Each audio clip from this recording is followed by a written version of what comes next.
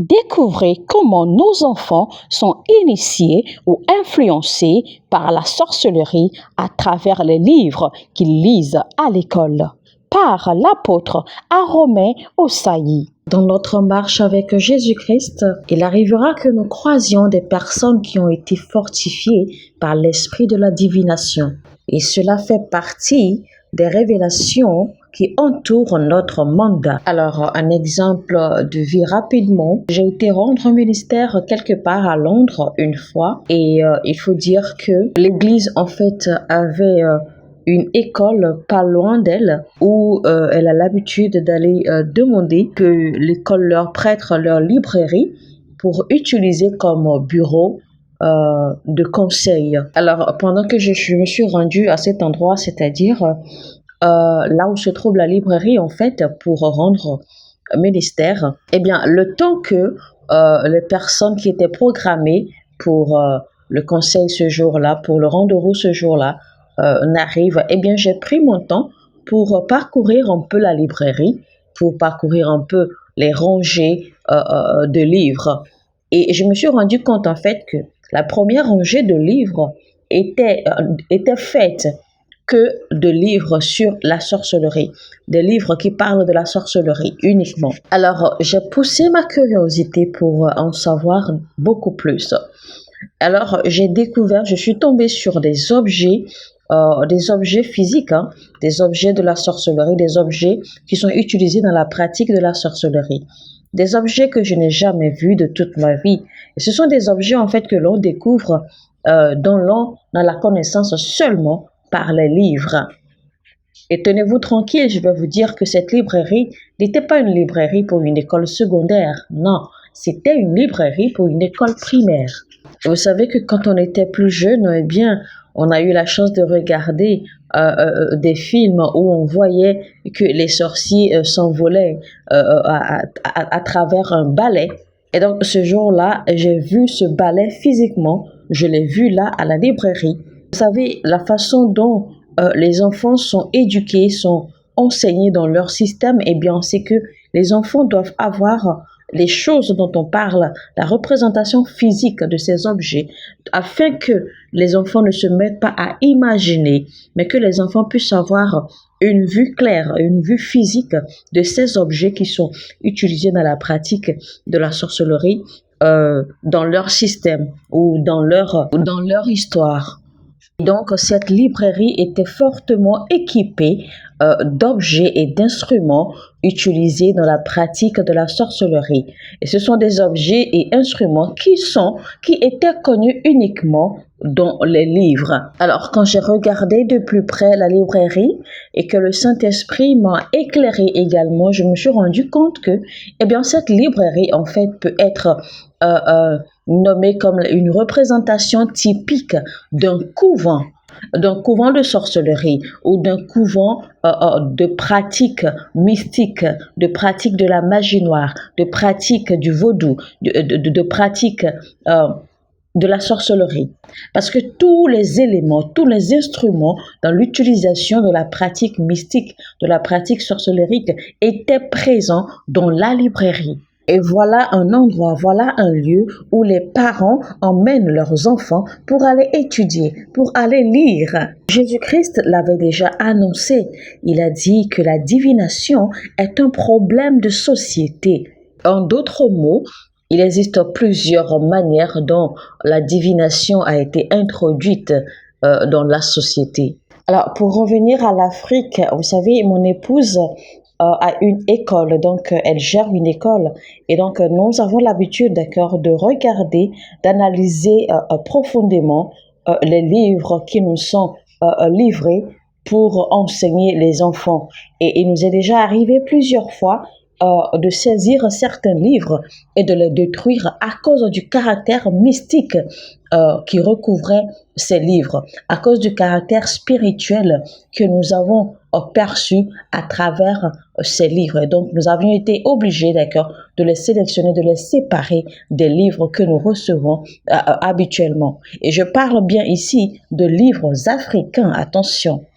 Et il existe une autre façon moderne dont la sorcellerie ou les pratiques mystiques sont introduites à nos enfants. Eh bien, il existe un jeu, d'accord, un jeu qui est introduit aux enfants, aux élèves, aux étudiants. Et ce jeu, en fait, c'est un jeu que vous faites avec un esprit. C'est-à-dire que dans le livre vous montre en fait comment faire certaines incantations. Et le livre vous indique les incantations à faire. Les incantations sont bien écrites et vous n'avez qu'à les réciter.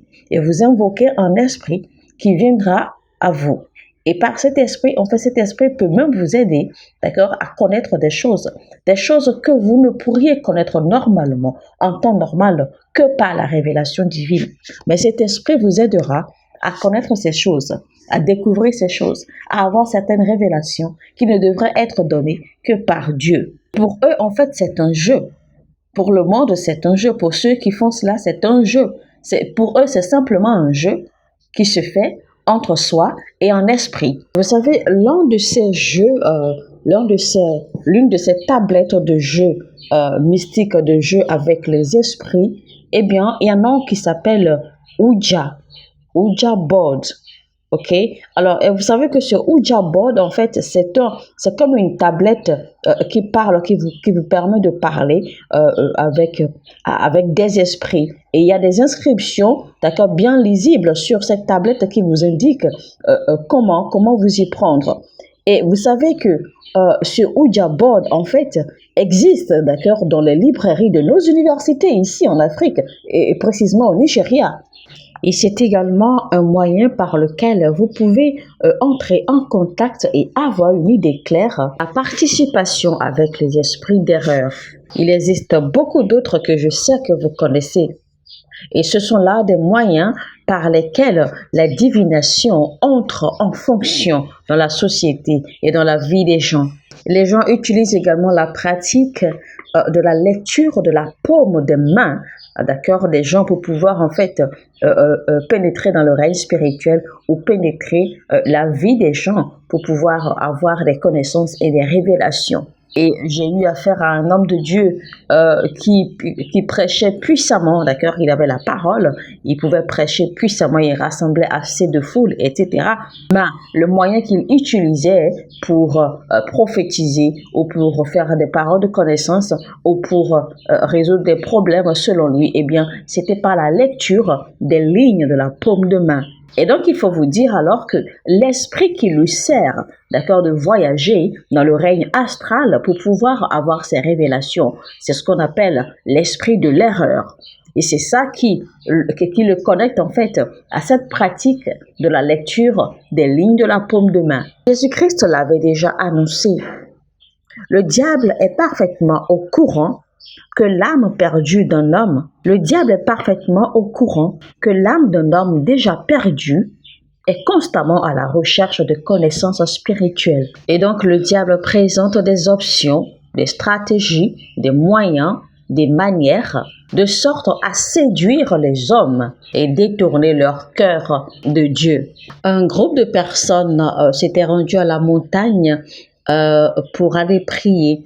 Et donc, quand elles ont fini, d'accord, quand elles descendaient de la montagne au début de soirée, eh bien, à leur grande surprise, un groupe de personnes s'était rendu à la montagne pour prier. Et quand ils ont fini, à leur descente de la montagne, parce que c'était dans un village qu'ils se sont rendus, eh bien, à leur grande surprise, ils ont rencontré un ancien de leur église qui sortait de la case d'un praticien traditionnel. Alors qu'ils ont saisi l'ancien, ils lui ont posé la question « Mais que fais-tu ici, dans un endroit pareil ?» Et à l'ancien de leur répondre « Je vais chercher ma solution ailleurs, parce que Dieu tarde trop à me répondre. Dieu prend tout son temps à me répondre. Dieu tarde beaucoup trop. » Et donc c'est ce que l'ancien a répondu au groupe de jeunes qui revenaient de la montagne de prière. Vous savez, aujourd'hui, le diable est en train de promouvoir plusieurs moyens, plusieurs séductions, plusieurs attractions. Le diable vous propose un exaucement rapide à vos prières. Le diable vous propose une réussite rapide. Il vous vend un succès rapide, sans aucun processus. Le diable vous propose sur un plateau d'or une percée rapide, des résultats rapides, une prospérité rapide sans vous faire passer par des processus. Parce que les gens pensent que Dieu tarde à répondre. Parce que vous pensez que Dieu tarde à vous répondre. Comment pensez-vous que vous pouvez arriver à aboutir à quelque chose sans passer par un processus? Ce n'est pas possible. Rien n'arrive sans processus. Il n'y a pas de résultat sans processus. Il n'y a pas de gloire sans processus. Toute chose dans la vie a un processus. Toute chose dans la vie a des étapes à suivre. Si vous voulez avoir une bonne fin et une fin glorieuse, vous êtes obligé de passer par les processus par lesquels Dieu désire vous faire passer à cause de la gloire qui vous attend à la fin.